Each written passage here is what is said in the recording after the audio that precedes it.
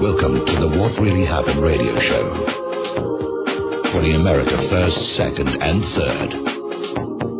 Here is your host, Michael Rivero. And aloha, America. Welcome to our show today. It is Friday, June 26, 2015. Thank goodness it's Friday. Thank goodness it's Friday. We have lots of stuff to talk about today, unfortunately. Most of it's all bad. Phone lines are open, 877-300-7645, 877-300-7645. Tom is sitting in our control room, twiddling the dials, keeping us out of trouble, and ready to answer the phone when you call on in. Obviously, the big news today, the Islamic terrorists, or a reasonable facsimile thereof, are at it again. There were terror attacks on 3 continents, France, Tunisia, and Kuwait. The worst was at this Western-style resort in Tunisia, Beachfront Hotel, where this terrorist supposedly walked on in and murdered 27 people, according to the initial reports, in the space of 30 seconds. Now, Fox News is already out there saying these attacks, well, if it wasn't ISIS, it was ISIS-inspired, and they're starting to push that homegrown terrorist agenda. So they're already ramping up on these terror attacks or staged terror attacks to try and get us all prepped for Islamic terror attacks. Fox News was claiming 68% of respondents to their poll are concerned about an ISIS terror attack in the United States in the immediate future, just a week away from July 4th. Nudge, nudge, wink, wink, say no more. Now, supposedly there was a suicide bombing at a Shiite mosque that killed 25, 202 wounded. Very ugly situation, and we are being told that ISIS has taken credit for that. Nobody knows how or where, but if it's coming out of Rita Katz Inside Intelligence, then you know that's just garbage. And there was one more attack that's being lumped in with them, where a gentleman who's already being bandied about as, he had Islamic connections, rammed his car into an American-owned chemical factory in France. There was a report of 1 beheading, 2 injuries going on that one. Now, the reason for my hesitancy in going along with the official story is simple. We posted a link to a flashback story from the start of the second invasion of Iraq, all the way back in 2003, where British special forces were caught in Iraq posing as Arabs, committing acts of terror. They got arrested by the Iraqi police. The British Army literally attacked the police station, knocked down the wall to get their guys back. Now, there's another story we put up here over from Blacklisted News. ISIL made in Langley, propped up by Tel Aviv and Riyadh. Remember, it was only last month some classified documents surfaced showing that, yes, the U.S. created ISIS in Syria, probably in Iraq, as a covert tool of foreign policy. By the way, one of the people who was caught at Kobani, one of the so-called ISIS terrorists, was carrying a Turkish ID card, a document that allowed him to travel between Syria and Turkey without being stopped or interrupted. So already I'm having my doubts about this, and I'm very concerned about the 4th of July weekend. Now then, as the Confederate battle flag is lowered, the rainbow flag is being raised. The Supreme Court has ruled that gay marriage is legal in all 50 states. I wish that would be the end of it, but the hate mail is already flooding in, and I imagine there are going to be all kinds of lawsuits to try and find some way around this. And I want to make a point. I've made it before, and I've taken a lot of heat for it, especially from the Bible bangers. I find it hard to believe that so many people scream about the need for population control, but don't realize we human beings have a natural, built-in population control mechanism in homosexuality. Now, if you study history very carefully, you will see that as social stress increases, the per capita incidence of homosexuality also increases. And the question isn't whether we should tolerate the gays. It's time that we recognize they are an indispensable part to the long-term survival of the human race. We have a built-in population limiting mechanism, and let's acknowledge that. We have to go beyond tolerating them and simply appreciating them for being part of the process, being part of the human process. Now then, getting on back to the terror meme, as you know, the corporate media is going totally ballistic over the funeral for the pastor of that church down in Charleston. And they're already coming on out there with explanations about why Dylann Roof was able to do what he did. And this is a story over in the Washington Post. Lone wolf extremists like Dylann Roof are easy to develop, but hard to track. Oh, he was out there reading all this hate stuff on the Internet, and it turned him into a monster. Personally, I think it was the prescription medications, but we'll get onto that a little bit later.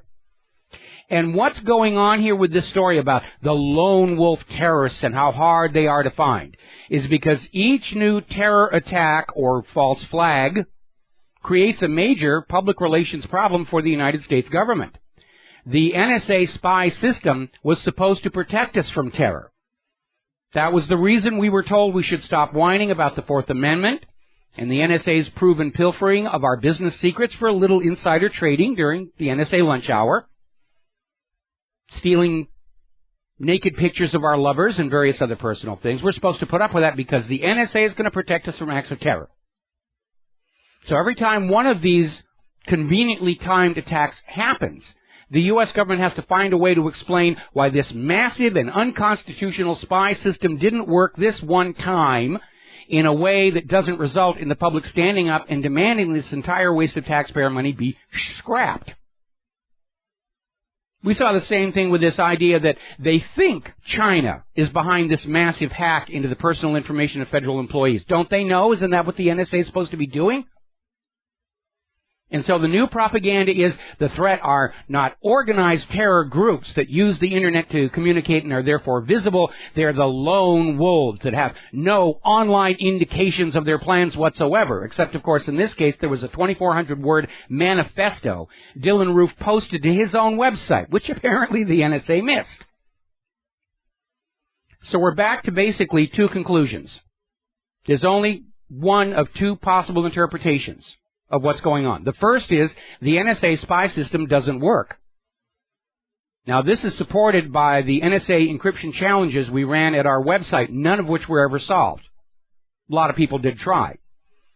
The government may know the system is a failure and a total waste of money, but given their behavior with Obamacare and human-caused global warming, it is clear we have a government unwilling or unable to ever admit a mistake. That's one possibility. The other possibility is that all of these events, Charleston, the Boston Marathon Massacre, are in fact staged false flag hoaxes, which is a far more common occurrence in history than you were led to believe by your public school education. Either one of these interpretations is bad news for the American people. Now, there's an article over at Global Research, and they tend to be pretty credible people. And they're basically pointing to a website that does forensic digital analysis of images that seems to indicate the photos of Dylan Storm that had the patches of apartheid South Africa and Rhodesia on the jacket were in fact faked. The flags were added in Photoshop. And apparently the giveaway was the fact that the background image of Dylan himself had one rate of JPEG compression and the flags had something completely different. Dead giveaway there. Now then, by the way, would you care to take a guess who it was who first tweeted the photos of Dylann Roof? It was Rita Katz from Site Intelligence Group.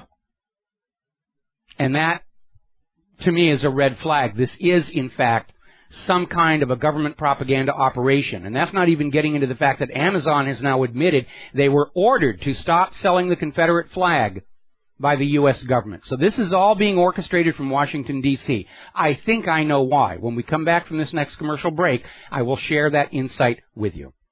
Okay? But the book burning is definitely underway. We're going into Nazi book burnings, all this kind of stuff. You wouldn't believe this firestorm of let's get rid of the Confederate flag. And it's not going to stop there. This is just the beginning. We'll be right back. Hi, America. Welcome back to the show. We're talking about this brouhaha over the Confederate flag, and I'm going to spend a little bit of time on that today because there's an important point you all need to be aware of. Now, we're hearing this constant harangue that, you know, we have to be tolerant, we have to be a tolerant society, and that means silencing any different points of view to the claim that the Confederate flag is a symbol of racism and oppression, and it couldn't possibly be anything else, like a symbol of a family's history, or just a historical part of history in general, or a symbol for the right of states to secede from a central tyrannical government. But we're into this very Orwell doublespeak where tolerance means shutting up those who don't think the way that you do, which is exactly what's going on here. There are calls going on now to take products like Aunt Jemima's pancake syrup and Uncle Ben's rice out of the supermarkets. And it's absurd. Governor Hogan wants to ban the Sons of the Confederacy license plates. And in that case, it is a part of their family history that's being banned. Even China has been pulled into line on this. Alibaba is not selling the Confederate flags. Now remember, over at Amazon, they have admitted they were told to stop selling the Confederate flag by the federal government. This is all an organized public relations campaign. And they're getting a lot of calls about all this stuff.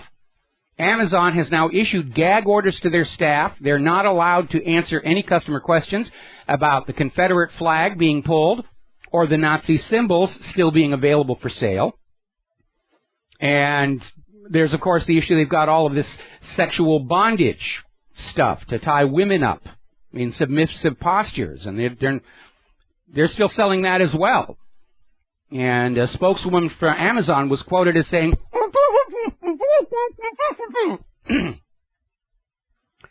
even the Washington Cathedral is getting in on this. There are 2 stained glass windows in the Washington Cathedral that bear the Confederate flags.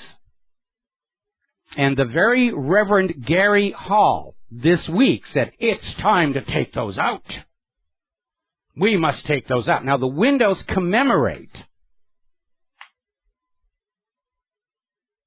the Civil War because we won. One of the windows, it's the Confederate flag and the American flag representing Robert E. Lee.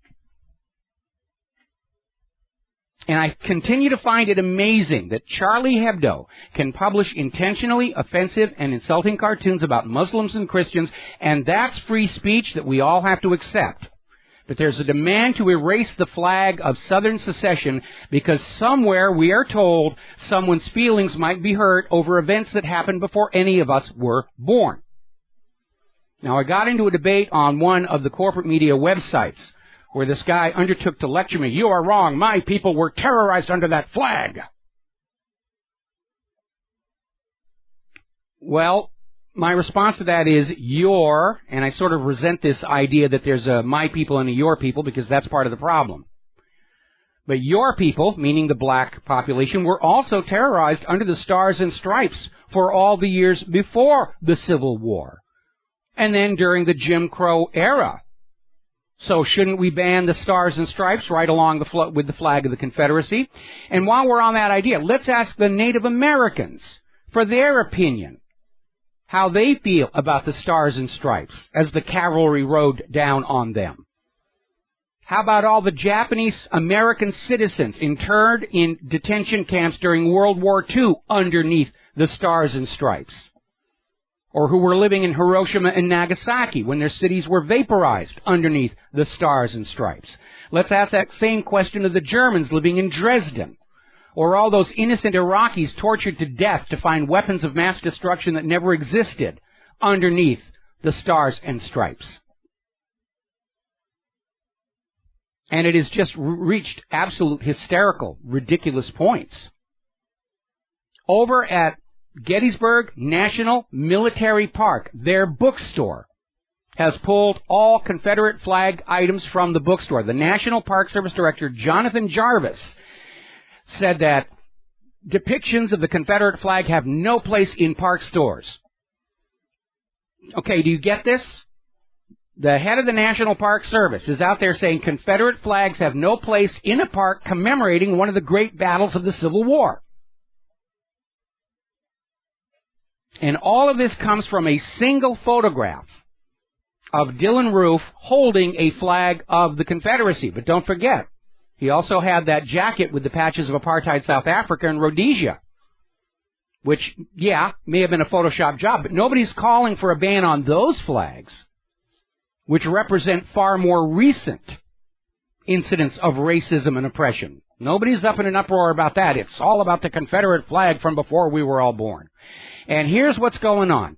This whole Confederate flag issue is not about the Confederate flag. It's an attack on the First Amendment itself to trick Americans into accepting the idea that because some people see the Confederate flag as a symbol of oppression, that justifies taking it away from everyone else, including those who see it as symbolizing something entirely different, such as family history or the right to secede from tyrannical government. And if you fall for it, if you go along with the idea that something offensive to a few justifies banning it for all, this will not stop with the Confederate flag. Politicians will start to ban anything they can find a few people to claim they are offended by, and there are already way too many people in this nation whose entire sense of self-worth is built on always being offended by something. Certainly, if this gets going, they will start banning all criticism of the government of Israel because it makes these few people feel bad. They're offended by it. This is an attack on the First Amendment, nothing less. Even Obama has sort of given it away when he was doing the eulogy at the funeral today. He said the flag is a symbol of oppression to some. He acknowledges it's not a universal symbol, but in his mind that justifies banning it for everybody. And once you go down that slippery slope, we're going to be right into Nazi-style book burning. And we'll be left with a culture that has nothing in it except those few things that don't offend anybody, like marshmallows and puppy dogs. First, they came for the Confederate flag. What will they come for tomorrow? That is the real question you should be asking. What will they come for next? If they pull this off, our entire First Amendment will be gone, because the First Amendment is out there to protect the truth, and there are people who are always offended by the truth. That's what this is. This is an attack by the government on freedom of speech. Don't fall for it. Please share this idea with everybody that you know. This Confederate flag issue is an attack on the First Amendment, orchestrated by the federal government. We got to take a break for commercials. I know we got a caller on the line. I'm going to take your phone call just as soon as we come back.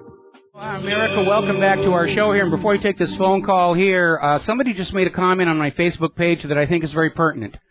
Flags can be hijacked by any group proclaiming they are on the side of right. You are terrorized by people, not cloth. And attached to this quote is this picture of the Ku Klux Klan burning a cross, and right next to the cross stands the Stars and Stripes, not the flag of the Confederacy.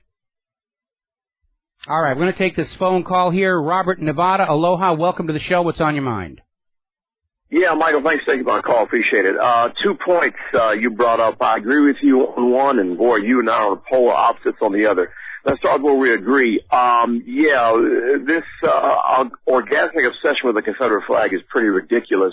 If you know the history of that thing, and I think I have a slight grasp of it, it was a reaction to the North or to the federal government pushing the South around and telling them, you will do this and you will do that, and yes, if you don't, we're going to send troops down there. That's really what that was all about. And it was, as you say, hijacked by the Ku Klux Klan. That's pretty easy to see if you're willing to admit the truth. Okay. No, you're absolutely. I mean, we were talking about that yesterday. Wars are never fought for the. You're never told what the real reasons for the war are. Lincoln needed to recapture the South because they were the strongest part of the nation's economy, and without them, Washington D.C. had no money to spend. That's what it was all about. And he seized on the issue of slavery to motivate the Union to invade the South, just as George W. Bush was screaming about nuclear weapons to trick us all into invading Iraq. PR, pure and simple. Yes. Now, as to the Supreme Court, and your comment about homosexuality being a natural fix-it for overpopulation, you talked about turning the page of history. When I do that, turn the page of history, I see ancient Rome and Greece and homosexuality being one of the rungs on the ladder into descent. No, Rome was collapsed by debt. Rome was collapsed by debt. And but wasn't part of them becoming immoral also part of that equation? Well, wait a minute. Morality tends to be a matter of fashion. What's moral to you may not be moral to somebody else. The Vikings' sense of morality was to die with a sword in your hand. I don't think you're going to go along with that one. And so you may look at ancient Rome as being immoral, okay, but to the Romans themselves, they were perfectly moral. They saw themselves, and justifiably, as the pinnacle of human civilization at that time. These things change over time. What is moral one year becomes repugnant the next. That's a fact. There's very few absolute moral rules that I think we can consider are universal. You know, not murdering, not stealing, not lying. Those are basically the three in my book. Yeah. Well, we're going to agree disagree on that one. Yes, we are. But I still like you. I still like your show. I still like you, and I think you call it like you see it, and I definitely dig that. So thanks for taking my call. I appreciate it. All right, you got it. Yeah, Rome collapsed for reasons completely unconnected with their lifestyle, but the lifestyle in Rome itself supports my thesis, because it was extremely crowded and there was a lot of social stress coming out of the imperial palaces. And yes, there was a lot of homosexuality, and that supports that part of my thesis. Rome fell because of economic mismanagement by the emperors and began to come apart when they lost those 3 legions up in Germany. And they could no longer maintain military domination over their conquered provinces, and the provinces started breaking away along with the revenues coming from them, which is what is happening to the United States today. Alrighty, getting on back to this whole Confederate flag nonsense, I want to make a few more points. Remember not too long ago when Ted Cruz and Sarah Palin were at a White House rally? They had the flag of the Confederacy. Bill Clinton had used the flag of the Confederacy in his campaigns down in Arkansas. Now, we have found campaign buttons for both Hillary Clinton and Barack Obama that feature the Confederate flag. They seemed to have no problem with it back then. Hillary Clinton's campaign will neither confirm nor deny if the campaign buttons with her face and the Confederate flag were officially a part of the '92 presidential campaign. It's no comment is basically what we're getting. And one more time, I have to ask, how many of these politicians that are screaming about the racist Confederate flag proudly display the flag of apartheid Israel in their office? We got one answer, Rand Paul. Rand Paul is out there screaming that the Confederate flag stands for hate and murder, but he's got the flag of Israel on his website. Now, what happened in the Civil War happened long before any of us were born. It is history verging on ancient history. What Israel is doing to the Palestinians is happening right now today, and Rand Paul's perfectly okay with it. Now, companies are rushing to get on the bandwagon to ban Confederate flag sales. Those stores still selling them can't even keep them in stock. They're flying off the shelf. Huge surge in purchase orders. But these same companies are keeping their Nazi and Che Guevara merchandise in place. It's amazing. Now, Apple has removed all American Civil War games from the App Store as of today because they show that Confederate flag. How are you going to talk about the American Civil War if you're not allowed to show the Confederate flag? That may be part of the agenda, to erase from the next generation of Americans that there was ever a time when the states were not absolutely 100% in love with Washington, D.C. eBay is now banning Confederate flags. They have got Nazi swastikas all over the place. Sure, you can buy those, but you can't have the flag of the Confederacy.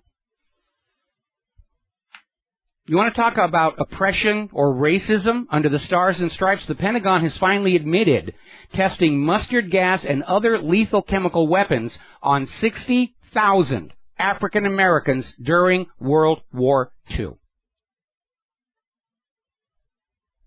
Now, down in South Carolina, there's a police officer who thought it would be funny to take a selfie of himself in his Confederate flag boxer shorts, and he posted it to the web, and he got fired. This in a nation where the police are murdering more innocent Americans than terrorists or mass shooters, and basically get away with it. But by golly, putting that Confederate flag on his bottom and taking a picture, that's grounds for immediate termination. They're trying to stir up race riots. They really are. The new Black Panthers chairman came out with a comment, quote, "It's time to kill the slave masters." Now, I hate to be the one to break it to this moron, but all those antebellum slave masters are already dead. Have been for quite some time, really. But we have seen this push to fan up racial tension, race hate. Somebody somewhere in the U.S. government wants race riots in multiple cities across this country to justify declaring a national emergency and martial law. And I am starting to rethink the purposes of Jade Helm, which starts on the 15th of next month officially. The timing is a little too cute, because if the race riots just happen to coincidentally be in the states where Jade Helm is already deployed, then we know this is a complete hoax to complete the transformation of the greatest nation on earth into a fascist dictatorship and author of World War III. These are dark times. When we come back, more about the Charleston shooting, then we're going to get into the economy and various other things as well. So we'll be right back after these few words. Aloha, America. Welcome back to the show. And I just got an email in my mailbox saying, "I'll have you know, Mr. Rivero, that I find puppy dogs and marshmallows deeply, deeply offensive." I didn't mean together at the same time. I'm sorry. I should have been a little bit clearer about that. We're going to grab ourselves a phone call. Andrew in New York. Aloha. Welcome to the show. What's on your mind? Hey, Mike. Since July 4th is coming, we should remind the people how basically the president is just the same position as King George III had. Like, Congress is not doing nothing. The Supreme Court is going along with everything. I mean, like, there's, like, no really separations of power anymore. No, there really aren't here, and the parallels to King George III go beyond that. We are once again being forced to be dependent for our currency on banknotes loaned at interest from a private central bank. That was the prime motivating force behind the American Revolution, was this dishonest money system. We're dependent on certain companies. We're not allowed a free choice for our health care, our vitamins, our food. It's all enforced dependency. They don't need to quarter troops in our homes anymore because they've got our smartphones spying on us. But yeah, we are back in that same sorry condition the American colonies were under King George III. We're there. We are there. And you're absolutely right. Obama has become this imperial president where he just is getting whatever he wants. There's no accountability for him or for any of his top minions, as it were. And this is not what the United States is supposed to be. I mean, for one thing, the president is supposed to execute the will of the Congress, not the other way around. I have this feeling that, like, Iran is going to be the same thing as Iraq in 2003. I think Israel they're waiting to take out Syria. That's why, like, they've been financing ISIS, but, like, when Syria is taken down, you're going to see Israel's going to make up, like, and the U.S. is going to make up false evidence that Iraq has been, like, making nuclear weapons and all of these things, just like what they did in Iraq in 2003. Well, they've been trying to do that. The problem they have is that nobody on the planet believes anything the governments of the United States or Israel have to say anymore, and I think that's why we're seeing this attack on the First Amendment under the guise of removing the offensive Confederate flag, because unless the U.S. government can find a way to silence dissent and opposition despite the First Amendment, they're not going to be able to move forward with the war agenda. And I know that Israel still wants to go after Iran, but I think the U.S. has decided to just skip to the top of the list and go after Russia and China, because it is the ruble and the yuan that are the most immediate threat to the American way of life, which is to loot the rest of the planet. I found something suspicious that they said the South Carolina shooting, that the person there on the roof, like, he was unemployed, but somehow, like, on the camera, he had, like, $1,000 worth of, like, body armor, which is kind of strange. Yeah, that is rather strange there. That body armor is not cheap to come by. Now, I know he was given the gun as a birthday present by his family, I mean, there's a lot of things funny about this, especially the part where, as we have seen so many of these other programmed mass killers do, he tried to commit suicide to basically remove any possibility of countering the official story, but apparently he had run out of ammunition, according to the witnesses. He put his gun to the head, pulled the trigger, was out of bullets. And so now the government's big problem is, how do they keep the media from talking to Dylan Roof or public interest groups from talking to him, especially about what medications he was on at the time.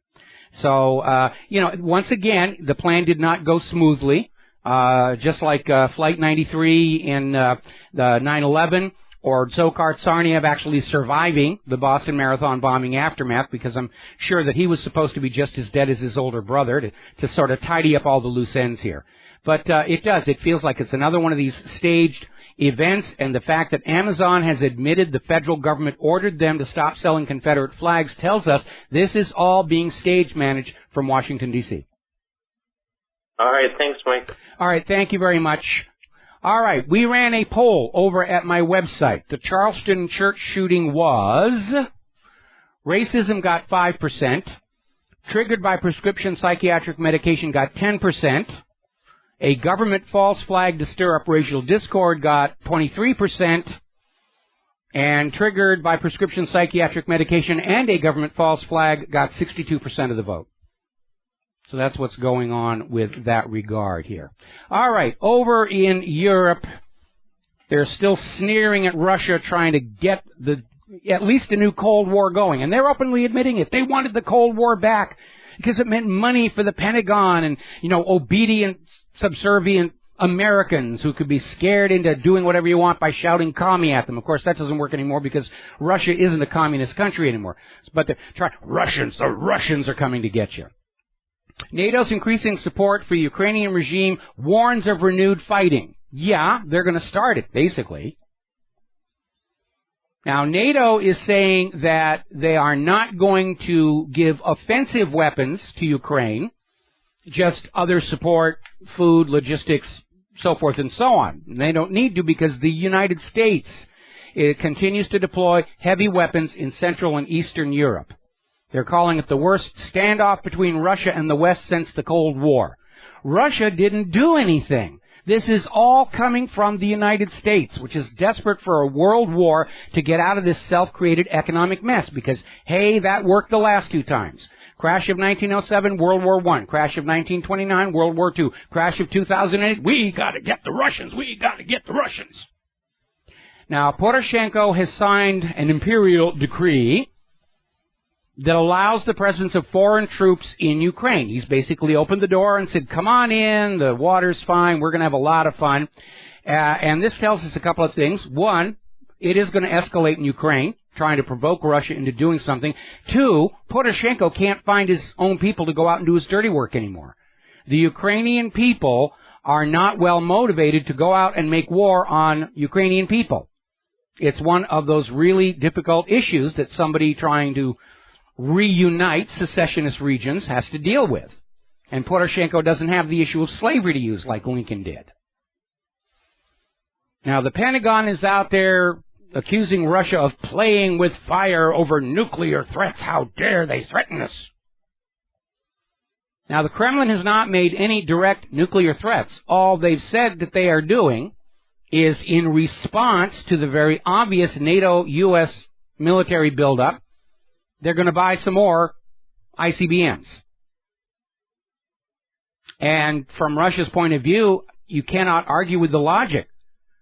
It's obvious the U.S. is gunning for them and for China to erase the threat of the ruble and the yuan. So the U.S. dollar, the little piece of ink and paper, continues to reign supreme, and the U.S. economy can tick along on that little interest mafia-like piece of the action from everybody else's commerce. That's what's kept the U.S. economy going for decades now. They get a piece of the action of everybody else's work and products and produce. That's why they gave up making their own. Now, over in Salon.com, and I have to tip my hat to them, they're basically saying, we, the United States, have restarted the Cold War. And they're calling out the New York Times for basically going along with this idea that this is all somehow Russia's fault. And we know it isn't. And congratulations to Salon for taking a stand for the truth here. Now, Russia has expressed alarm at the sudden emergence of protests in Armenia.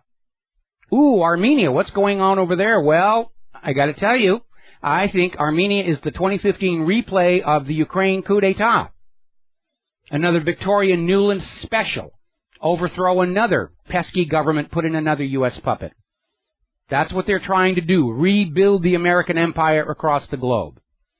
And it is getting difficult. We're seeing a story in Activist Post where the U.S. is basically saying, yeah, we might as well go ahead and invade Syria.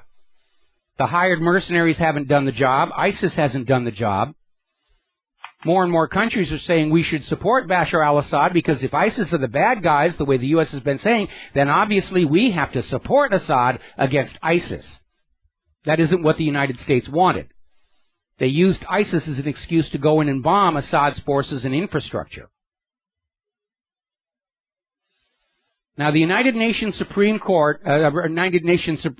Council, my mistake. United Nations Security Council has called on Saudi Arabia to lift their Yemen blockade for humanitarian reasons. And we'll talk more about that after the news break. We'll be right back. Aloha, America. Welcome to our show, hour number 2. The phone lines are open, 877-300-7645, 877-300-7645. And we're going to go ahead and grab a phone call right now. Arash in Canada, aloha. Welcome to the show. What's on your mind today? How you doing, Mike? Doing fine. Excellent. I was actually kind of disgusted by, I was actually kind of disgusted by, that Obama speech at the funeral, right? Yes. Where he started singing Amazing Grace or something like that. Everyone in the crowd was just laughing and clapping. Like, this is a funeral. Like, I don't know. Is that just me or? No, it's not you. I had the same reaction. I mean, that too. Yeah, he was grandstanding. He's out there pushing the agenda. And, despite his words about tolerance and coming together, it is very obvious that the U.S. government, desperate to prevent the American people from sending the government a pink slip, has gone back to the tactics they used in COINTELPRO in the 1960s of deliberately fanning up racial tension to keep us divided against each other. And it worked back then. It's not working well now, which is why they keep upping the ante, as it were. I mean, they were trying it with Trayvon Martin, George Zimmerman, tried it in Ferguson, tried it in Baltimore. Now they've got Charleston. They're going to keep on going. They're trying to basically get a race war going in this country. At the very least, so the candidates can all campaign on that issue next year and not talk about the economy and the war. At worst, and this is why I'm a little bit nervous about how this is all dovetailing with Jade Helm, to kick up race riots in multiple cities in order to justify a national emergency, declaration of martial law, confiscate all the guns, temporarily, nudge, nudge, suspend the Bill of Rights, and so forth and so on. Yeah. Good luck if they try to do that there in U.S. and Canada. But it was more like a concert. Like people went there just because Obama was there. Like, yeah. They don't care about the people that died, those poor people. And I don't know. I just felt disgusted. Yeah, I mean he's basically waving the good pastor's bloody shirt for political gain. Is what he's doing. Yeah, true. And another thing, I don't need to talk bad about your sponsors, but one of the commercials that I just heard, ISIS is here in the United States. Kidding me? I don't get to pick the commercials that come on my radio show, okay? I only get to pick the advertisers on the website, and we're going to be getting rid of some of the more offensive of those when the new site launches next month. But I don't have any say over the commercials that come on my program. But, yeah, I heard that as well, and, I like the company and I like their product, but they definitely drank the Kool-Aid on that particular piece of ad copy. I think you will. All right, thank you. you very much, Mike. Love the show. Love the show, too. Listen, in the context that we know that ISIS is a creation of the U.S. government, then technically they're correct. ISIS is here. And if you go along with the idea... That's absolutely right. Yeah, well, I mean, technically he's correct. ISIS is here because it's made in America. Thank you very much for the phone. Thank you for the phone call. We're going to let you go here. And let's see, getting on back to the news. Now, boy, there's something about Pope Francis. He blows hot and cold. He'll say something I really agree with, and then he'll come out with all of this nonsense, and I say, what is this guy thinking? And then he goes and he does something wonderful again. The Vatican has signed an accord with the state of Palestine. And this is basically a treaty covering the life and activity of the Catholic Church in Palestine.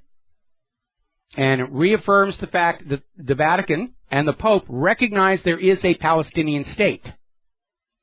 Good on the Vatican for that one, and my message to the Pope is stay out of small airplanes. Go back to using that bulletproof Pope mobile and be very careful when somebody hands you a cup of tea to drink, because Israel is not going to be happy with you whatsoever. Proof of that is the fact that Israel has been extraordinarily uncooperative with the Catholic Church after the vandalization of the Church of the Multiplication of the Loaves and Fishes in Tagba. Now, this church is located on the site where tradition says Jesus multiplied the loaves and fishes to feed a crowd of 5,000 people. And the church was set on fire, was vandalized, Hebrew graffiti messages were sprayed all over it that said things like death to non-Jews and false idols will be eliminated. And by the way, this is the second time this year that the building has been attacked. Now, 16 Jewish seminary students were arrested for the crime, but were released almost immediately. And the Catholic Church is saying, what are you doing about this? And Israel is saying, nothing. So, tensions between Tel Aviv and the Holy See are not, well, it's not a good situation over there. Netanyahu is still out there campaigning to destroy the P5+1 deal. He's saying the West is conceding too much to Iran. You're giving them way too many things. You've got to, And Israel isn't part of the negotiations. They're not part of the P5+1. They don't have standing in this issue at all. They're working through their proxies in the U.S. Congress and the U.S. government to try and derail this deal. Yesterday, Israel literally said if the deal is signed, they're going to go ahead and attack Iran's nuclear facilities anyway. Just like they did Iraq's, when Israel went in and bombed the nuclear power station at Osirak, claiming they're building bombs in the basement, and then years later, following the 2003 invasion, international inspectors looked at the wreckage of the power station at Osirak and found there was nothing there but a power station. There was no clandestine nuclear bomb factory. If you want to find a clandestine nuclear bomb factory underneath a nuclear reactor, you go down to Dimona, Israel, because they've got one. The Washington, D.C. is still proving they are a loyal puppet regime to Israel. The Obama administration has rejected any further consideration of the United Nations report on the war crimes committed at Gaza, even though the evidence in that report is undeniable. Israel targeted residential buildings with no military value whatsoever. And despite an attempt by the United Nations Human Rights Council to maintain some kind of a balance in this report, it's very obvious the overwhelming number of these crimes were committed by Israel against the Palestinian people. Now, the Palestinians themselves never had much hope that the UN was going to do anything because they know the U.S. will always obediently go up there and veto what's going on. So Palestine is going to the International Criminal Court, where the United States does not have a veto to press for war crimes charges against the leadership of Israel on the basis of this report. And, of course, the United States is out there condemning this move, trying to, try Israel's leaders for war crimes. That's counterproductive. We're never going to have peace that way. Well, if you let Israel get away with war crimes, what's going to happen? They're going to commit more war crimes. That, too, is counterproductive. And it's time for everybody in this country to wake up and realize we have a puppet government ruling at the will and for the benefit of Israel.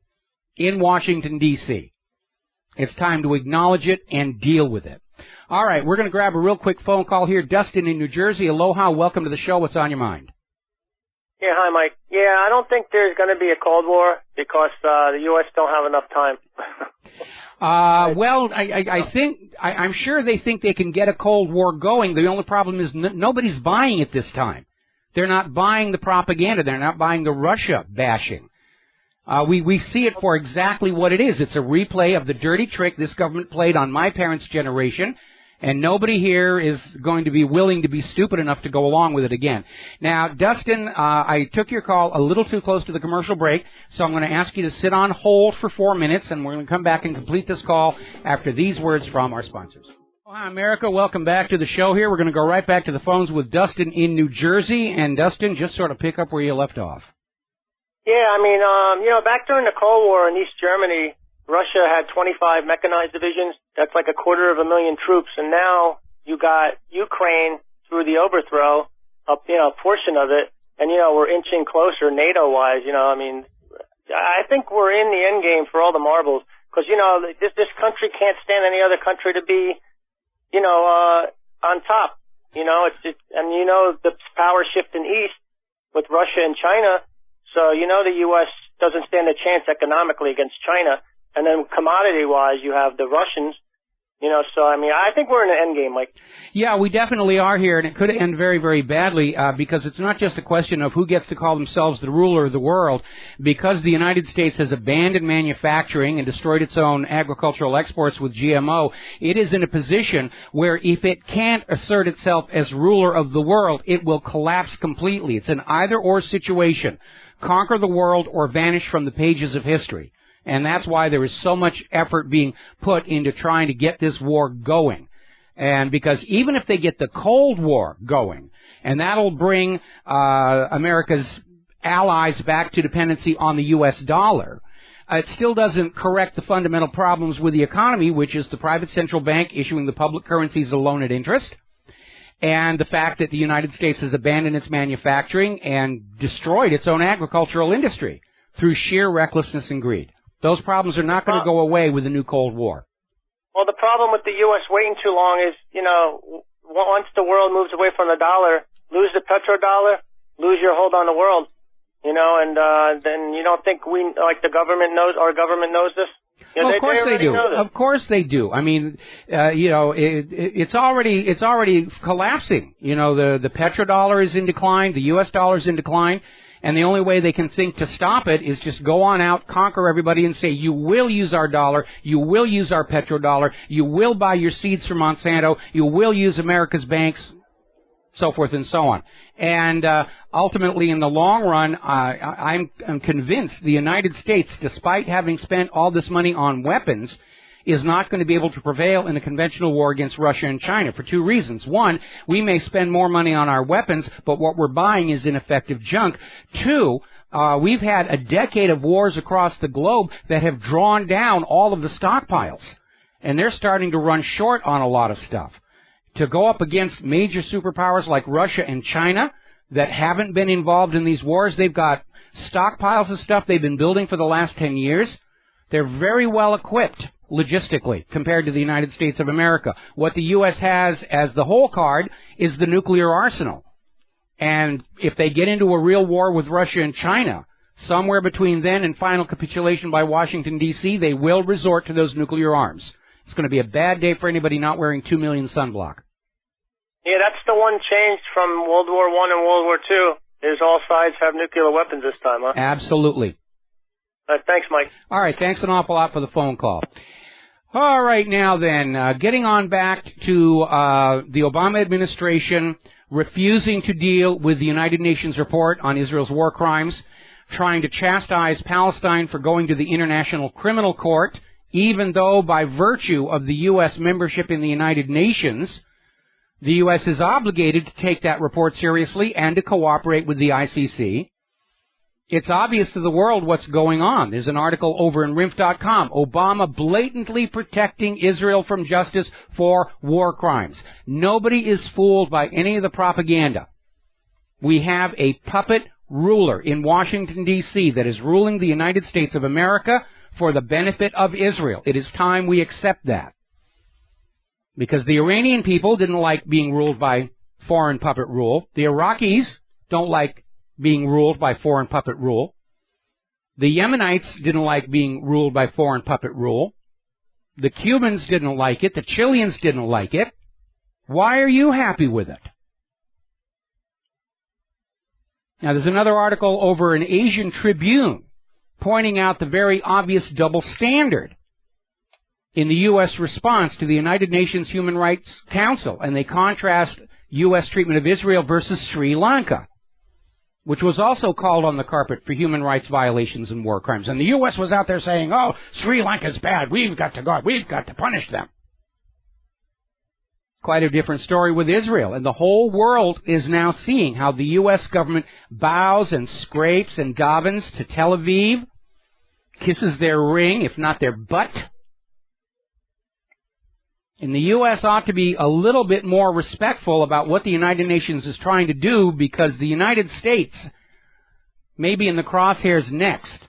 There are 100 groups from around the world that have united to demand to the United Nations that it is time to demand accountability from the United States of America for their war crimes, including the torture of innocent Iraqis to death, to find weapons of mass destruction that did not exist.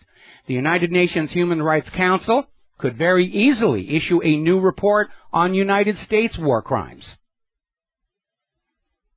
Now, the U.S. will be safe from prosecution because before the 2003 invasion of Iraq, not a lot of people remember this, the U.S. government went to all of these other nations, member nations of the United Nations, and signed treaties with them that American military and American officials could not be arrested and extradited to The Hague to be tried for war crimes. They pre-wrote a get-out-of-jail-free card.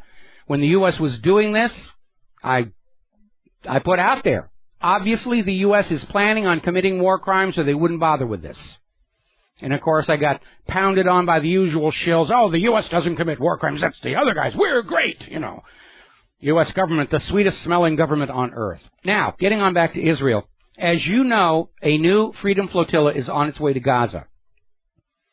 One of the ships taking part was found to have been sabotaged in a very sophisticated manner, apparently from divers underneath, sabotaged the boat in a way where once it was out at sea, it would have sunk.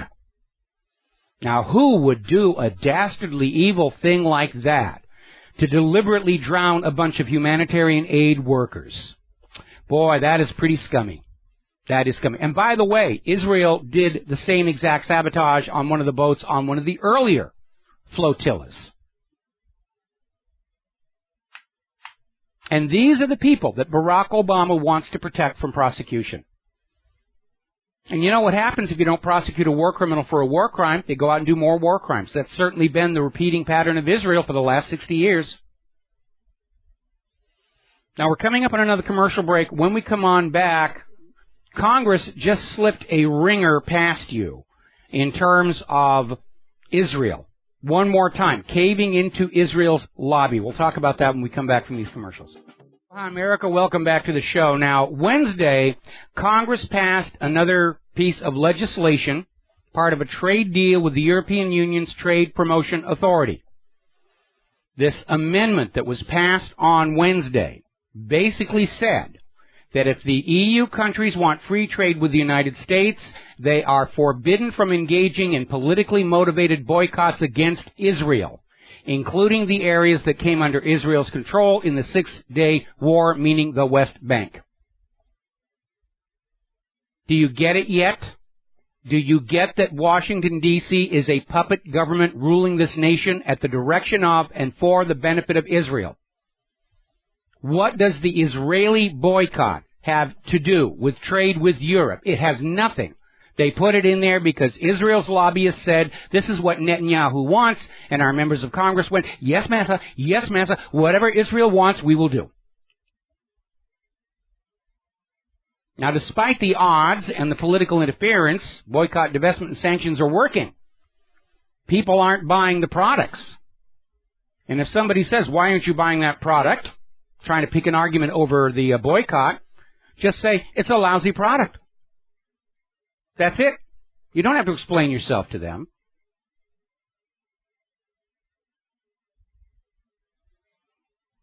Now, alleged Nazi war criminal Vladimir Katriuk has died in Canada. He was 93 years old.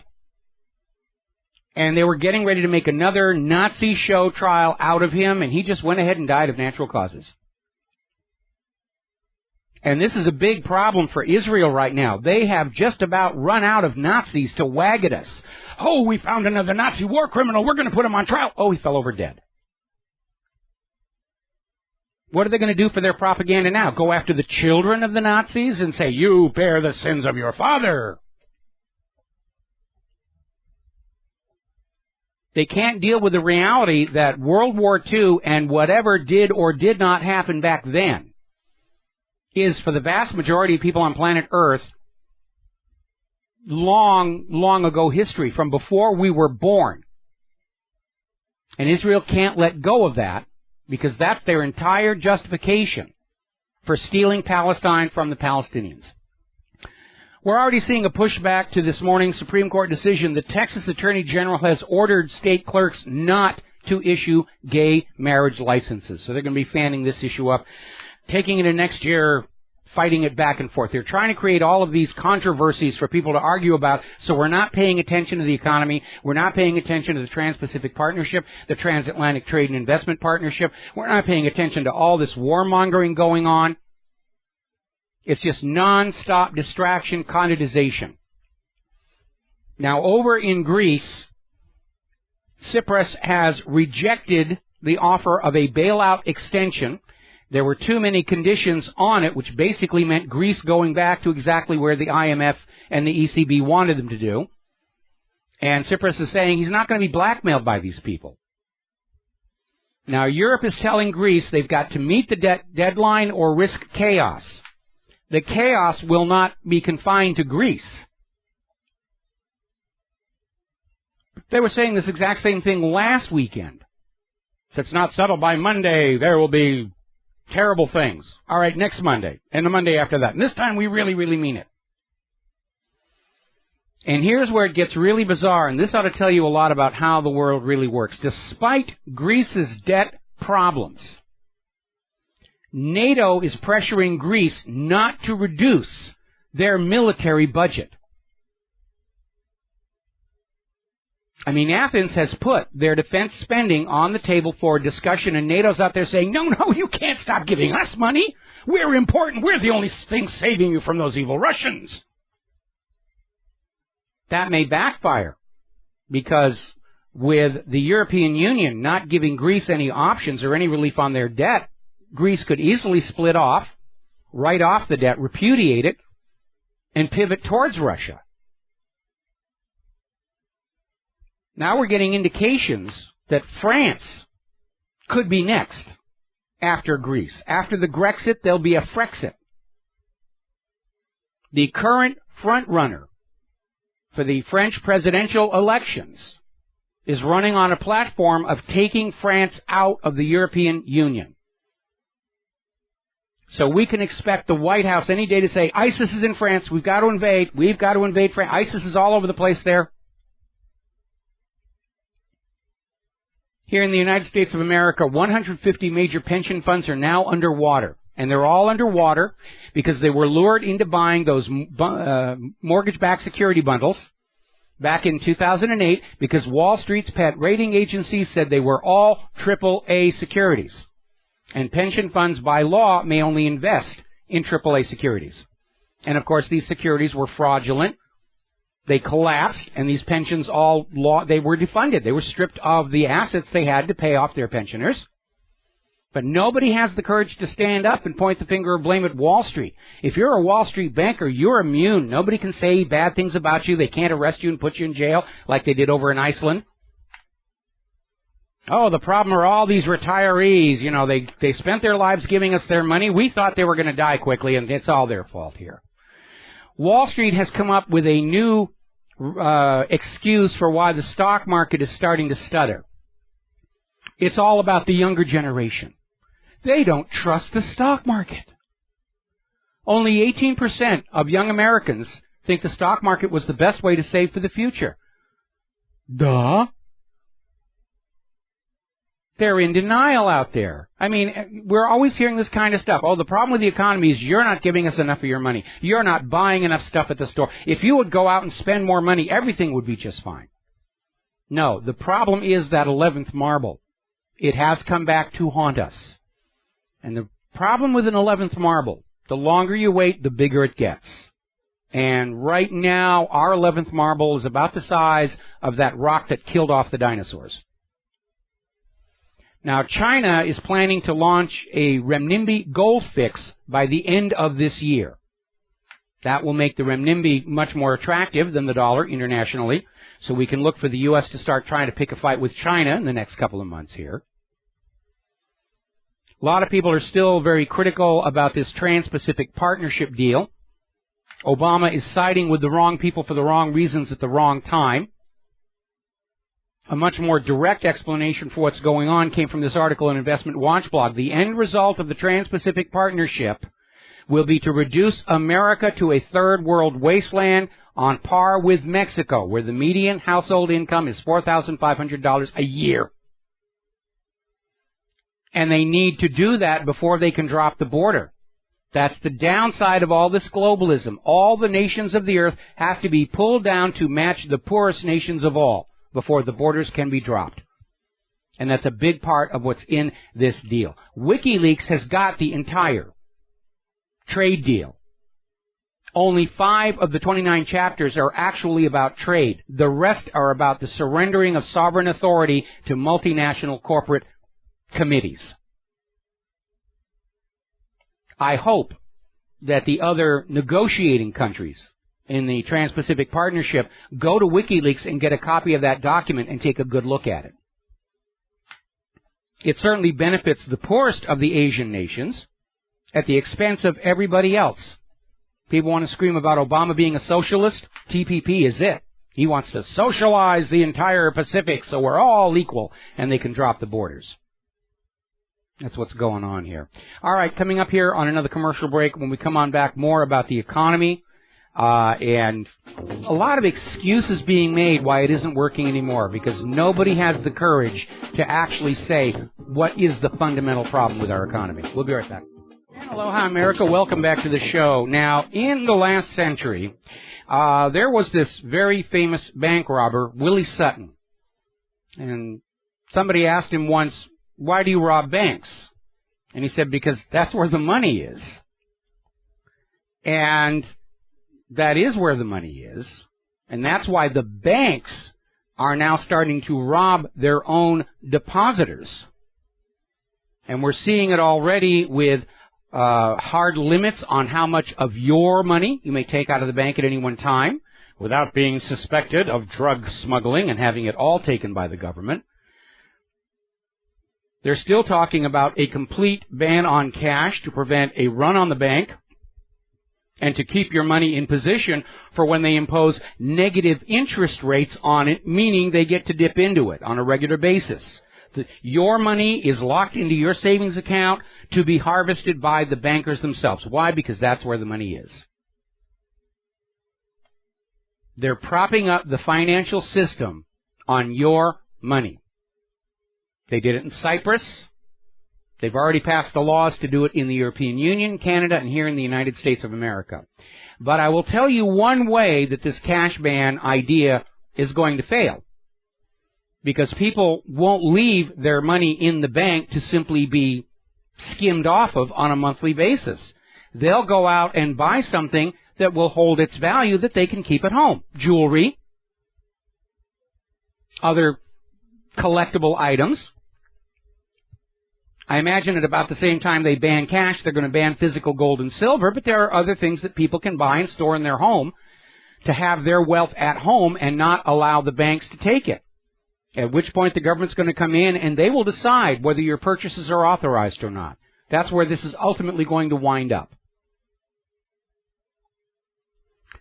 Now, we reported before that the Federal Reserve pays no taxes on the billions and trillions of dollars it has made from you, the American people. They are exempt from all taxes except for real estate taxes on the ground underneath their various bank buildings across the country. That's the only tax they pay, the property tax. They're exempt from everything else. It's right there in the Federal Reserve's charter from 1913. They don't have to pay taxes on it. Now it turns out, over at the IMF, you know Christine Lagarde, who's been running the place ever since Dominique Strauss-Kahn was taken out for asking embarrassing questions about just where the physical gold was in the banking system. Christine Lagarde is paid nearly $1 million per year by the IMF, and it is all tax-free. Because taxes are for you little people. We're rich. We don't pay taxes. You have to pay the tax. That's what you're there for. That's your job. Pay taxes, work. Give us your money. Breed us new workers and soldiers. That's your role in life. Now we're getting another round of whining and crying and kvetching from the retailers. They're out there saying, the problem with the economy is there's too many stores. There's too much competition. And there aren't not enough shoppers. Well, competition is good for consumers. Competition incentivizes quality and lower prices. If you don't have competition, if you have a monopoly, it's an invitation to basically get looted for what you're buying. The reason there are not enough shoppers is because this private central bank Ponzi scheme has taken all the wealth of all the American people and poured it into a big pile over Wall Street and Washington, D.C., and the Hamptons and Beverly Hills and the other elite areas. And there aren't enough people in those areas with enough hours in the day to go out and buy enough products to keep the economy going. It's way, way, way out of balance. But the bankers, just like the government, can never admit what they're doing is wrong or flawed or mistaken. It's just easier to say the problem is you're just not spending enough money. We don't have any money out here. You took it all. You scammed it away from us. And you won't give any of it back, and then you wonder why we're not going into the stores and buying anything. Now, I love this next story. John McCain apparently has gone into a rage over the fact that the United States cannot stop buying these Russian-manufactured rocket engines, the RD-180s. And he's out there screaming, we're playing into Moscow's hands by buying our rocket engines from them. And he's out there just frothing at the mouth at how evil Russia is that they're manufacturing rocket engines we need. And it's not Russia's problem. The problem is that John McCain and his associates in the Congress, that grand and benevolent asylum for the helpless and infirm, looked the other way, while American corporations boosted their profits by abandoning domestic manufacturing and buying manufactured components from cheaper suppliers located in nations with lower taxes and lower regulatory burdens. This is the result. The United States can't do what it used to do. We can't make what we used to make. We can't make good rocket engines. We can't even make an ignition switch for a car that doesn't shut off. We can't go back to the moon. We can't even get our own astronauts up to the space station the previous generation of Americans built. Members of Congress made this mess going back 40 years, letting the manufacturing going away, trying to cover the loss with the so-called service economy, which was this nonsensical theory that we could prosper the nation by doing each other's laundry for a fee. There's no point in blaming Russia for this. Russia remembers what the U.S. government forgot. A nation's economy must have manufactured products and agricultural produce to sell to other nations in order to prosper, or at least keep a balance on the trade going across the border. Right now, the U.S. is doing $1.5 billion a day lost across the border every single day. $1.5 billion, because we're buying everything from other countries and we don't have anything they want to buy. This inability of our country to produce these necessary rocket engines is the fault of John McCain and Congress, not Russia. But like politicians, they're out there trying to avoid admitting that they made a mistake. They followed a reckless, short-sighted policy. It's just easier to blame Russia for all of this. And as long as they go on blaming Russia, they won't take the necessary corrective action, which is to start funneling investment back into rebuilding our high-tech manufacturing infrastructure. We need a new space program to go to Mars, maybe, to have a repeat of that wonderful technology incubator that Apollo created that led to the tech booms of the 70s, 80s, and 90s. And then we took all of that technology we pioneered and we licensed it to other countries so they had the manufacturing jobs building the products to sell back to us. It was a very short-sighted policy. And when you have a government that is for sale to the highest bidder, this is what you get. Because the big money people are going to buy the candidates to make them richer than they already were, by whatever means it takes, even if those means are destructive to the nation as a whole in the long-term future. And that is probably the biggest single failure of the federal government. They lost the vision of what the United States is supposed to be. They're all taking care of their donors and their cronies and their Israeli handlers and all the rest of it. Nobody is maintaining the wide view of the nation as a whole. Nobody's maintaining the long view of where this nation will be 20, 30, 40 years down the road. That's the biggest single failing of the federal government. We expect greedy corporations to be greedy corporations. It's their nature, and they're never going to change. The function of the government, the proper function of the government, is to stand between the greedy corporations and the American people and balance the needs of necessity on both sides to find the optimum course for the nation as a whole, not just pander and cater to the ultra-rich time and time and time and time again.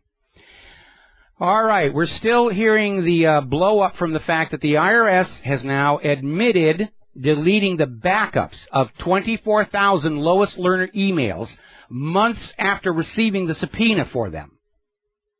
This is not a case of, oh, we deleted the backups before we knew you wanted them. They knew these emails were wanted for months and deleted the backups. Now, they're still out there saying there's no evidence of a criminal conspiracy to destroy the evidence. Yeah, that's kind of a real point. The federal judge in the case has ordered the IRS to account for the lost emails, and of course the IRS is going to say we erased them by mistake, prove that we did otherwise. Hopefully a whistleblower will come forward. Apparently another government official has admitted deleting text messages following an ex-Im Bank Freedom of Information Act request. Doesn't NSA have all these emails? Doesn't NSA have all these texts? What good are they? They don't seem to be capable of doing much of anything except stealing naked pictures of our lovers. We'll be right back. Aloha, America. Welcome back to our show, hour number 3. We're going to go right to the phones here. Damien in New York, thank you very much for being so patient to get on the air. What is on your mind? No problem. TGIF, Mike. Yes, TGIF. No, it was a pleasure. I'm just enjoying, I mean, that whole last section, I was just enjoying listening to everything you were saying. You're just, seriously, no one else is really putting it in such a clear, distinct, easy to understand, even for people that really have no grasp of what's really going on. I mean, most people do understand to some degree what's going on, but well, I see myself as an anti-jargonist because a lot of professionals in various fields in industry, they come up with their own buzzwords and jargon. It's kind of a way of feeling superior because we know what you're talking about and you don't. And I go the other direction. And I do see that. I think it takes a certain amount of enlightenment for a person who, everybody, we all live in different, we all do different fields. We live in different circles. There's different languages for what, different things that we do. And when you're able to, really remove yourself from that and just bring yourself so that you can basically speak to people, which that's what a lot of people, they don't do. We don't want to hear what, your language or your lingo for what you're doing. We want to hear something that's going to make sense for everyone to understand. And you really are making it clear and you're educating people, and it's really incredible everything you're doing, and I mean, really, seriously, you are a hero in what you're doing, and I don't know anybody that's doing it in the way that you're doing it. No one. And I just got to thank you for that. One thing a couple things I wanted to say. I'll try to say them as quickly as possible. We have to really try to think, why would the government, why would they enable the banks, the corporations, the power that they're giving them? Why would they do that? To me, the base short answer of, okay, yeah, they're getting money for this, that, and, they're getting campaign finances, they're becoming rich, okay, big deal. There's there's more to it than that. It's to gain this power, to gain this control. And to what end? What are they doing? More profit. And more control. More control means more profit. Because with control, you can enforce dependency. You can enforce monopoly, and that's what it's about. More power brings more wealth brings more power. Now, when the United States was first set up, it was set up in a way where the Congress had to be responsive to the will of the people because of limits on campaign contributions, limits on corporations, limits on monopoly, and so forth. It was set up to make the people the ultimate power, and Congress had to pay attention to what the people needed, or they weren't going to keep their jobs very long. But as the brakes have come off corporate funding, the politicians have said, well, we don't need to listen to the American people anymore because we don't need their little $5 and $10 donations anymore because we're getting our donations at $1 million a pop from big pharmaceuticals, defense contractors, corporate media, and so forth and so on.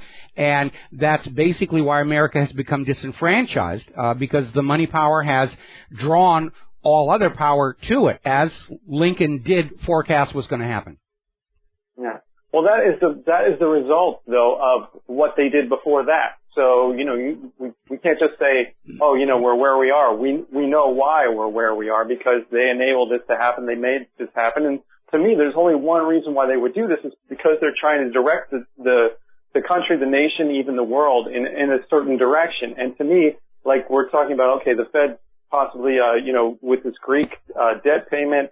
To me, that's almost as though they're planting a seed for this one world currency under one bank regulated, by a one world government. It really, to me, feels like they're planting the seed for that and then determining therein what currency is used or whether there is, whether it's a digital currency or otherwise. Well, there's no question. There's no question that the families that own all of these private central banks in all of these countries want to conquer those few remaining countries that don't have one of their private central banks in there, and then want to consolidate them if for no other reason that they can cut staff and save money and boost their profits even more.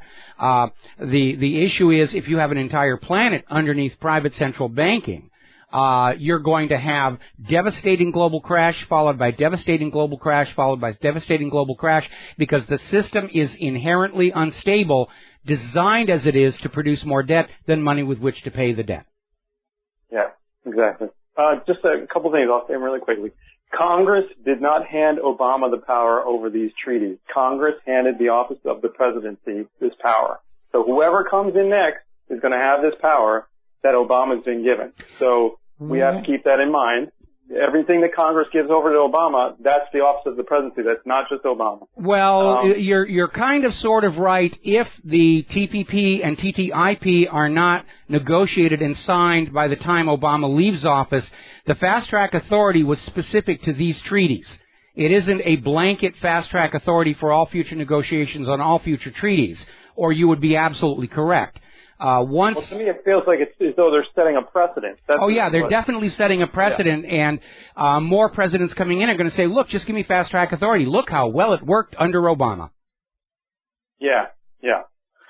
Just last thing really quick. I think we really need to change this whole climate change discussion more on actually like the climate and the environment, because they're not talking about pollution. They're not talking about toxins. Now, you know this. All your listeners know this.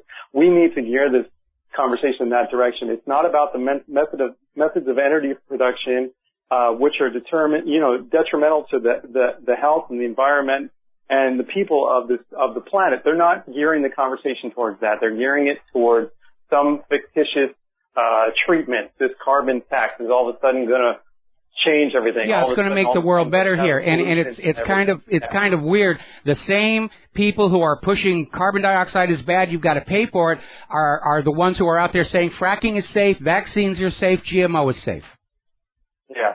Thank you so much, Mike. If you have a chance to check out Joe Holden, if you didn't already, please do that. Hydro, Joe Holden's Hydro. All right, I'll take a look at that. Thank you very much for the phone call. Now then, as I mentioned earlier in the show, along with the NSA seemingly not having Lois Lerner's emails or these export-import bag text messages that are of legal issue right now.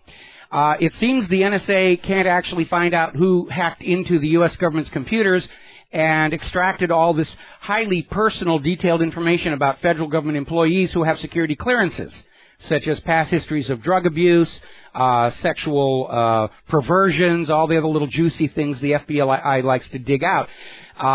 Basically, James Clapper is out there saying China is the leading suspect in the hacking attack, because we all want to badmouth China right alongside Russia. But Clapper has just admitted, one more time, as if we needed it, the NSA spy operation is a complete and total failure, because protecting U.S. information infrastructure was its main purported purpose, along with preventing terror attacks, which it didn't do either down at Charleston or Boston. We were told that we should stop whining about the Fourth Amendment, stop complaining about the NSA pilfering our business secrets and naked pictures of our lovers, because NSA had a higher and more noble purpose to serve, to protect our nation's infrastructure from hackers and from terrorists, neither of which they can do. I'm starting to think that the whole NSA spy system was a gigantic bluff to try and scare Americans and maybe the world into staying silent about what was going on. Maybe Snowden was made into this big alternative media or independent media hero to put that out there. The NSA's watching everything that you're doing in the hope that we would stay silent and not talk. Didn't work, did it? And Nazi Germany did the same thing to their people. They deliberately put out the reputation. The Gestapo heard everything. They saw everything. They were practically on the verge of being telepathic to scare the German people into science. It worked in Germany, not working here. We'll be right back. Aloha, America. Welcome back to our show. Now, not too long ago, we went through this whole big brouhaha regarding net neutrality, something that was sort of taken as a given because of prior precedents with telephone companies, radio and television, but all of a sudden it became an issue where the internet service providers wanted to prioritize traffic based on who could pay more. And there was a big debate, and finally we got our net neutrality legislation or rules through the FCC. Some of it was good, such as enforcing net neutrality. Some of it was bad. More rules and regulations for us to all jump through the hoops on, with attendant fees and paperwork to do. We've reported over the last couple of weeks that the ISPs are starting to throttle our supposed unlimited data plans. AT&T got hit with a fine, then it turns out a lot of the companies are doing. What's going on if we're supposed to have net neutrality? Well, it turns out the House Appropriations Committee, voted against removing anti-net neutrality language from a must-pass government funding package. They've got a bill going through Congress. It must pass or we're out of money. We'll have to stop paying checks. So everybody knows this bill will pass, and everybody's throwing riders on there to get something done that normally would not pass on itself. And by the way, one of the rules that will be in the blueprint for the New America is a bill before the legislature is about one purpose only. Riders for completely different purposes are absolutely forbidden to avoid abuses like this. The amendments that have been added to this funding bill don't change the net neutrality rules at all, but they defund the FCC of the money necessary to enforce the open internet protections. In other words, it will be illegal for the ISPs to give preferential treatment to big corporate customers, but the FCC doesn't have the money to actually go out and do anything about it. The other amendment that's in there, would prevent the rules from remaining in effect while the court cases challenging them go through the court system, which could take years. In other words, they're taking away all the positive part of net neutrality and leaving you stuck with the negative. This is your government on drugs. Now, there's a very bizarre phenomenon that's going around in political discourse, which is if you go out and say that Jewish people and Israel supporters have an undue influence on our politicians, they'll call you an anti-Semite. But when the Jerusalem Post says it, that's perfectly okay. And there's an article in the Jerusalem Post about all of the important Jews that have played a role in the life of Hillary Clinton. And they go down the list of all the Jewish supporters and backers, and of course ending up with her Israel First political sugar daddy, Chaim Saban. So it's okay for Israelis to say that Israel's in control of the U.S. government, but if you say it, you're an anti-Semite Jew hater who wants Hitler to come back and gas the Jewish babies to death. Now, over at the Congress, the Benghazi panel has come to the conclusion that Hillary Clinton did not turn over all of her Libya emails, despite her claims to the contrary. She may have lied under oath to the United States Congress. Now, the State Department has informed Trey Gowdy's panel that it did not have in its possession copies of the emails the panel got from Sidney Blumenthal, which means that Hillary did not give all of her emails to the State Department, or the State Department would have had them. If the State Department did have them and didn't turn them over, that's obstruction of justice against Obama. Now we're looking at obstruction of justice against Hillary. And even the State Department is starting to turn on their former boss and saying, yeah, it does look like Hillary lied about those Benghazi emails. What big secret was being hidden on Hillary's illegal email server? Doesn't the NSA know? I mean, Hillary's server was wide open. Very poor security. A lot of security researchers looked at the server before she took it down and formatted the drives. It was wide open. They can get into it. NSA can get into it. Israel can get into it. She was actually treating classified information improperly. The same thing Petraeus went down for. So, anyway. Mercy Health is going to fire 347 workers due to Obamacare. Now that the Supreme Court has ruled on that decision, a lot of actions that were kind of on hold pending that are now moving forward. And once again, we're seeing that Obamacare is causing a lot more harm than good. It was a great giveaway deal to the health insurance companies, and that's all it was ever supposed to be. The Affordable Care Act did not make health care affordable to the American people. We still have the highest costing medical care in the world, something like 33rd in quality. And our new mandated health insurance policies are far more expensive, with sky-high deductibles and co-pays. So we're paying more for the policies, and on top of that, we're having to pay more for our medical care. Sweet deal for the medical industrial complex. Yesterday we were talking about how it's estimated almost 1 million New Yorkers are refusing to register their assault weapons under New York's SAFE Act. And apparently New York has finally come out with the actual numbers of compliance with this law. The numbers are dismal. We're talking a few thousand people actually bothered to go through with all the paperwork. It's an unmitigated disaster. It's like those first few months sign-ups for Obamacare. And this is how the government will start to fall. People just aren't paying attention anymore. We're not going to fill out all the paperwork. We're not going to pay the fees. We're not going to do all this little nonsense stuff. We're going to answer our cell phone without an earpiece.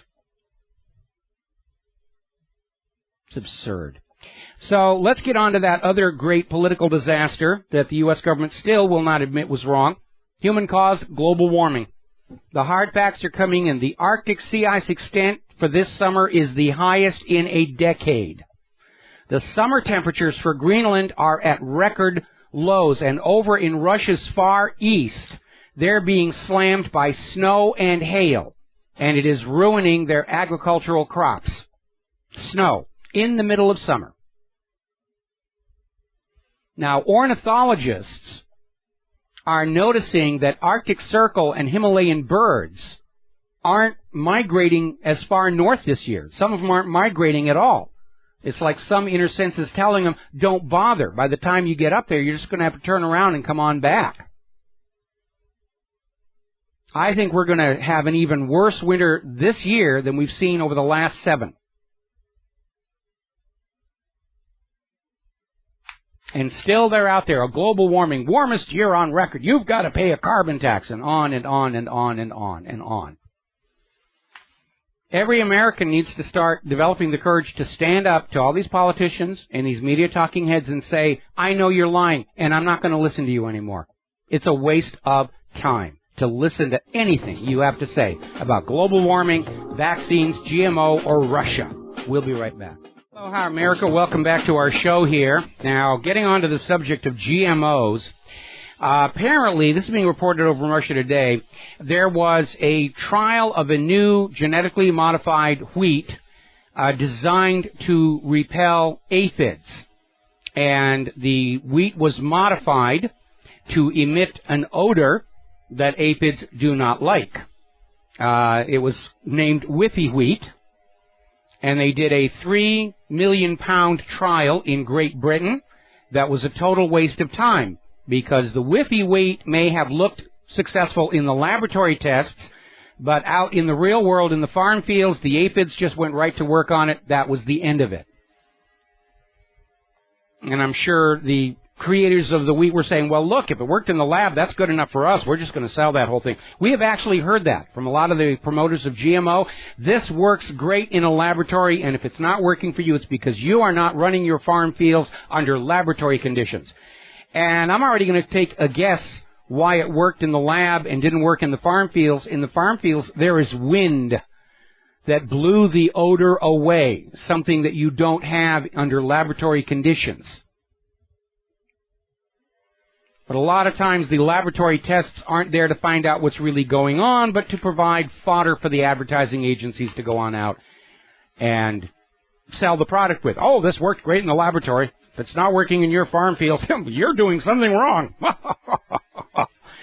All righty, story coming out of government slaves here. There are petitions out there. Apparently there are 300,000 customers of Costco demanding that Costco stop selling GMO salmon and go back to natural salmon. And I'm sure over at the GMO Salmon Company, there's some spokesman out there saying, man, I'm scratching all three of my heads here trying to figure out why people just don't trust our products.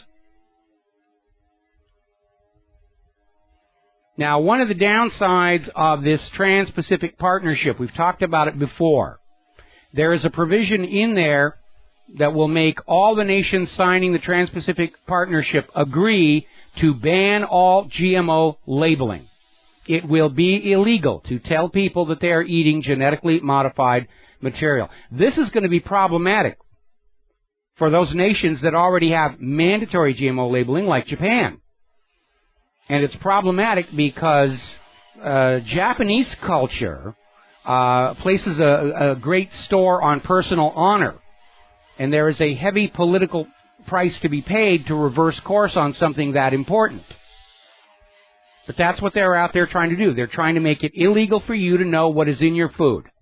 You can't know where your meat came from. You're not allowed to know whether what you're eating is a real piece of a cow or something concocted in a lab. You're not allowed to know what chemicals are in there. You will eat your laboratory-produced slop and you will like it. Be happy that you're eating it all. And by the way, GMO companies are still out there trying to put out the idea that anybody opposed to GMO wants the third world to starve. And that is absolute propaganda, because the GMO varieties of the crops do not produce larger crops than the natural varieties. In many cases, they produce lower yields. And that's not counting the fact that these GMO monstrosities are less resistant to real-world weather changes than the natural varieties. That's what led to that BT cotton disaster in India a couple of years ago. Now, over in Natural News, they're reporting on a study done in Great Britain where, following the latest introduction of the latest mandated vaccines, there has been an explosion of new autism cases. They're now running to 1 out of every 68 children are autistic. The London School of Economics Projects says this is costing British taxpayers $54 billion annually. This is up from $2 billion in 2001, showing how rapidly autism is taking over the younger generation. But what's $54 billion in tax money compared to the billions the pharmaceutical companies are making from these vaccines? And it gets even worse than that. There's another story coming out of New Zealand Herald. Scientists down there have discovered that a very common treatment for scabies and lice, you know, those illnesses that the illegal immigrants are bringing into our country, is linked to cancer. It's going to be banned in New Zealand in another couple of months. They're going to sell what's left on the shelf, even though they know it causes cancer. But the chemical in particular is called lindane. And the International Agency for Research on Cancer classified it as carcinogenic for humans. So you got to be very careful what's on that shelf. They don't find out that it's bad for you until years after you've been using it. And by then, of course, it's too late. Now, here's a very interesting story. This was in FARS News.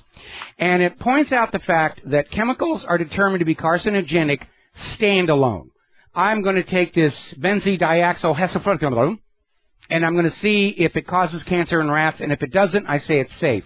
And this FARS News reports on a global research project involving 174 scientists from 28 countries. And what they discovered is that individual chemicals may not be carcinogenic, but can be in combination with other chemicals that they are often blended with. They studied 85 chemicals not considered carcinogenic to humans and found 50 supported key cancer-related mechanisms at exposures found in the environment today. In other words, this one chemical doesn't give you cancer. These three at the same time will. We have the same problem with the vaccines. They're always tested individually. Nobody's done studies about what happens when the doctors mix 3 and 4 and 6 vaccines in the same syringe and shoot them in at the same time. It's very reckless science. We're not talking about ice cream flavors where you can take strawberry and vanilla and chocolate and it doesn't matter if you swirl them together. We're talking about very active, fragile chemical compounds, very reactive. And nobody's looking for what they do in combination because they don't want the answer what they're going to find. They're just looking for something that they can wag at you to say, see, this is safe. It's okay. It's absolutely safe. All righty, apparently here in Hawaii, there's a big stink going on down on the Big Island. Now, if you've ever been to Hawaii and you've ever been to the Big Island, or if you're planning on doing it, if you can put up with TSA long enough to get there, it's worth renting a four-wheel drive vehicle and heading up to the top of Mauna Kea, where one of the world's premier observatories happens to be. Also, it's where the blizzard hit last winter. And they are starting construction on what will be the world's largest telescope, 30 meters. I can't wait to see that thing. I'm a big astronomy buff. You all know that. But they are running into opposition from native Hawaiians who view the mountain as sacred, and they're protesting. They're putting up their own roadblocks and saying, you will not desecrate our mountain any further than you already have, because there are a bunch of telescopes up there. Now, I don't see one of the world's most expensive research institutes as being a desecration. Think of it as jewelry. And I understand where the Hawaiians are coming from. But the land basically is owned by a trust. They've been very good about taking care of the place. And I'll be very honest, Claire and I have been up there. And when we were up there, we didn't see any of these Hawaiians concerned for the sacred mountain out there on the roadside picking up all the trash. So there's kind of a little hypocrisy going there. But obviously I think the telescope should be built. Now, the builders of the telescope, the owners of the trust, are saying there are a couple of telescopes up there that aren't really being used all that much anymore. They will tear those down and return the lands to the native Hawaiian people for them to put up heiaus and things. And I think that's kind of a fair thing to do here. But I do want to see this telescope get built. It will be amazing. We're going to take a break, back with the last segment of our program after these words from our sponsors. Aloha, America. Welcome back to the show here. And if you're following the police hunt in New York for those escaped criminals, one of them has been shot and killed rather. One of the others was reported surrounded. Now they're saying they're merely in pursuit. So they're wrapping that whole thing up. Word is coming out of Athens that Tsipras is calling for a referendum of the Greek people regarding the debt deal with the EU. And they're going to have the parliament meeting on Saturday tomorrow, and they're calling the referendum for July 5th. And they're going to let the people of Greece say what they want to do in terms of going back to trying to pay the unpayable debt or doing something else. We don't know what options are going to be on the referendum. But basically, the Greek people are going to have a say on this. And this, I'm sure, is going to send shockwaves among all the money junkies in Europe and the United States of America, because we know how the people of Greece feel about this whole situation. They know that half the debt they're being asked to pay was created through fraud between Papandreou and Goldman Sachs. They consider it odious debt. The Greek government agrees. So unless they're going to have the Scottish vote counters over there in Greece on the 5th, I don't think this is going to go the way the ECB and the IMF or the Fed want it to. And don't forget, earlier in the week, they were starting to seriously talk about dumping Greece's debt on the American taxpayer. We had nothing to do with this mess. But the American people seem to be considered the wallets of last resort for all the failings of the world's financial system. And looking at how badly the IMF has botched this, tax-free or not, I don't think Christine Lagarde deserves $1 million a year salary.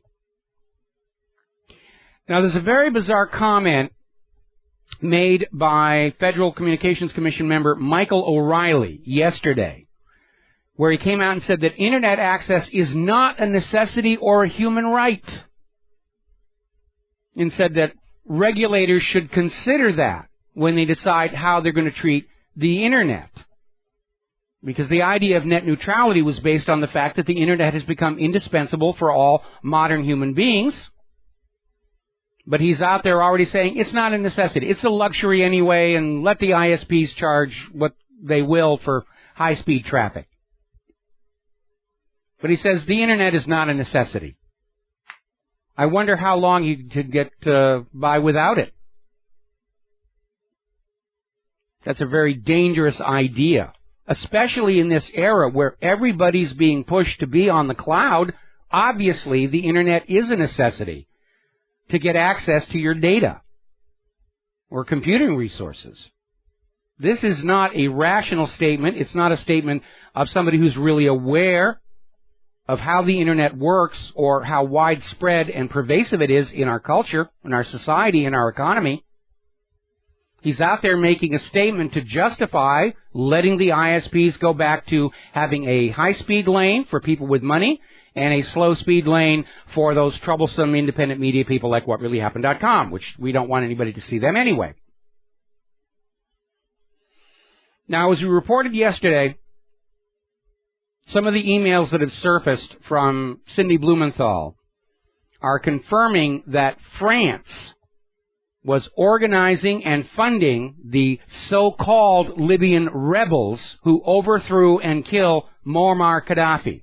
It was not a genuine, popular uprising of the Libyan people against Gaddafi. The Libyan people loved Gaddafi. He was doing great things for the country.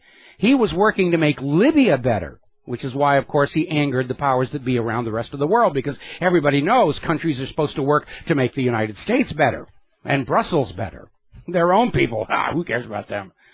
And that's really what it was about. Gaddafi, prior to this whole so-called revolution, was everybody's friend, reformed terrorist, was acknowledging Israel's right to exist. He was building these amazing Libyan infrastructure projects, like water distribution. In fact, he built a water distribution system that I'll bet the western half of the United States wishes they had right now. He was greening up Libya. And then he made two critical mistakes. He kicked out the private central bank and set up a state-owned central bank, and he created a new value-based currency, the gold dinar. And he told all of the world's oil purchasers that Libya's oil was for sale only for the gold dinar. It was not going to go through the petrodollar.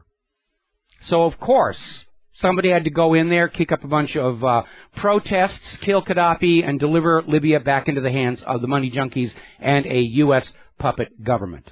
That's exactly what happened. All right, we're down to the last 5 minutes of the show. I want to return back to that whole issue of the Confederate flag, because I'm convinced the reason there is so much media pressure on this and everybody's being ordered to go along with it by the federal government is because this is an attack not on the Confederate flag but on freedom of speech and the First Amendment. The U.S. government is trying to sucker the American people into going along with the idea that it's okay to take something away from everybody if only a small minority find it offensive. Oh, there are these people here who see the Confederate flag as a flag of oppression. Therefore, we're going to take it away from everybody, even if they see it as part of their family history. And it seems rather trivial and banal, and it is. But if they can establish that as an acceptable principle in the American society, it won't stop with that flag. Any politician who wants to ban something, all he's got to do is find 20 or 40 people saying, I'm offended by that, and they'll call for a ban on that. And you know what the next thing's going to be.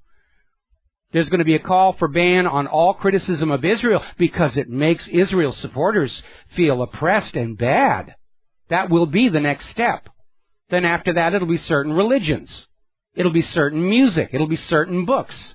We're on our way to Nazi book burning in the United States of America if we let ourselves get suckered into this. And I need you, all of you Rivero's Rangers, I need you to go on out and make that point to your social media, to your email contacts, to your friends and family. This attack on the Confederate flag is an attack on the First Amendment and our right to freedom of speech. There's nothing in the Constitution that says you have a right to be free of being offended. In fact, if you're going to live in a nation with freedom of speech, you're going to hear things that will offend you. And there is a proper way to deal with that. You get up and you exercise your freedom of speech to say, I disagree with what you're saying and here is why. And you conduct a dialogue out of which comes progress toward the future, a clearer truth, a new realization, whatever you want to call it. But we live underneath a government, actually a couple of governments now, for whom dialogue is the absolute last thing they want. They don't want to talk about Israel's war crimes. They don't want to talk about the state of the economy and the lies of the unemployment numbers. They don't want to talk about the fact that human-caused global warming is nonsense, as evidenced by several record-setting winters. They don't want to talk about Obamacare being a problem. They don't want to have a dialogue about the safety of vaccines or GMO. They need to find a way to steal away from the American people our right to freedom of expression and freedom of thought, and this attack on the Confederate flag is the wedge they're trying to use. That's what this is all about. Even Obama admits only some people find the flag of the Confederacy offensive, but in his mind, that is grounds to ban it for everybody, even for those for whom it is a reminder of their own family history, their military background, their ancestry, for those for whom it is a reminder of a state's right to secede from a tyrannical central government, which is what the Civil War was really all about. The issue of slavery wasn't raised until after the South had seceded. Do not let them steal your right to freedom of speech. This is not about the Confederate flag. It's about the right for the people to be heard. There's the music. Time for me to get out of here and get back to work on the new website. Please call your local talk radio stations. Point them at gcnlive.com. Tell them to please carry GCN programming. Thank you for all the help that you're giving us in that regard. We're already getting some positive response on that. We'll be back Monday. Aloha, America.